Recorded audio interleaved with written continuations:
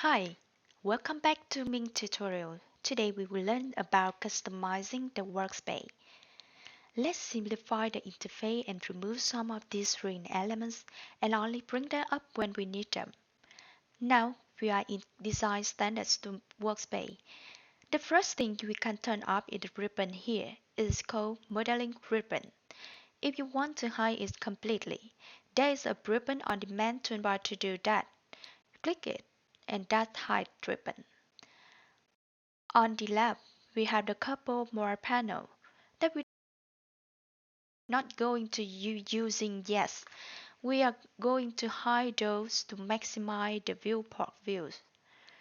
On the far left, we have the viewport layout tab toolbar. We can hide that by clicking on the texture bar at the very top of that toolbar. Right click, a pop-up menu appears. In here, we can show or hide any of various toolbars or panels. The viewport toolbar here on the top. Turn off that checkbox to hide that panels. Next, we have the Scene Explorer.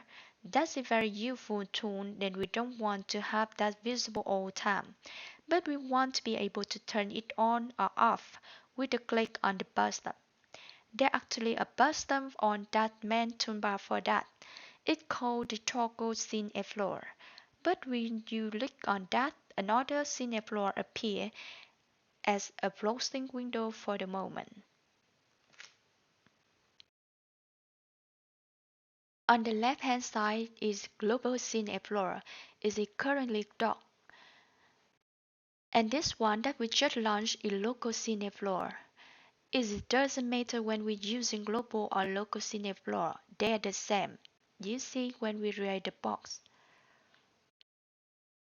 The ability to show or hide that panel with the button really override everything else. So let's go to hide the global scene explorer by right-clicking on the texture bar and turn it off. Then dock the local scene explorer over here on the far left side. Now we have ability to turn it on and off the scene explorer from the click of the button. That is super useful.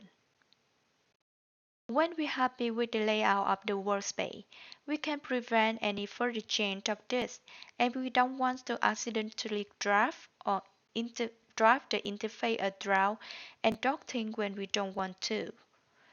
So we go to Customize menu and choose Block UI Layout. Click it.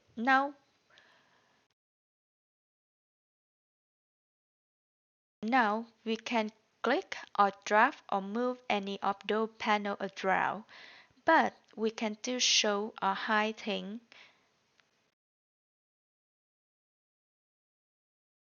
We can also turn the certain interface element on or off by from within the Customize menu. Go into Show UI and turn the viewport layout on, and then go to turn it off.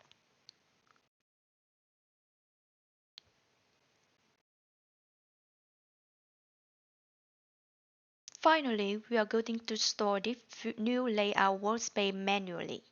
From there, the workspace pull-down list. You can go to Manage Workspace and then go to the Cell Default State. That just store your current workspace for the next season of 3ds Max.